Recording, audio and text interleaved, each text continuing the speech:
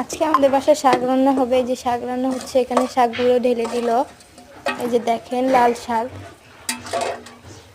এই যে দেখেন লাল শাক। তারপর 2টা কাঁচামরিচ দিল, এই যে কাঁচামরিচ, এই যে দেখেন কাঁচামরিচ। আরও একটা দিল এখানে লবণ, লবণ দেওয়া হলো। তারপর হালকা ঢেকনে দিয়ে ঢেকে দিব। এখন আগুন দিব, দেখতে পাচ্ছেন। তারপর হালকা লাড়া দিয়ে দিব, শাকগুলো লাড়া দিয়ে দিচ্ছি। দেখেন এই যে শাকগুলো লাড়া দিচ্ছি। তারপরে এই যে দেখেন আমার বিড়ালদেরটা আমার সাথে এসে পড়ে বসেছে।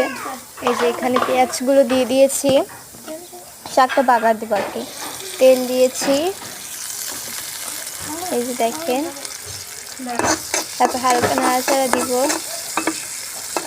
এই যে নাড়াচাড়া দিচ্ছি। তেলটা গরম হয়ে যাচ্ছে, এখন শাকগুলো ঢেলে দিব। শাকগুলো দিয়ে দিয়েছি, এখন মরিচটাও দিয়ে দিয়েছি। তারপরে নাড়াচাড়া দিলেই শাক কমপ্লিট। তারপরে এই যে দেখেন হালকা একটু সিদ্ধ হয়েছে, এখন এটা পরিবেশন করে আপনাদেরকে দেখাবো। এই যে অনেক মজা হয়েছিল খেতে।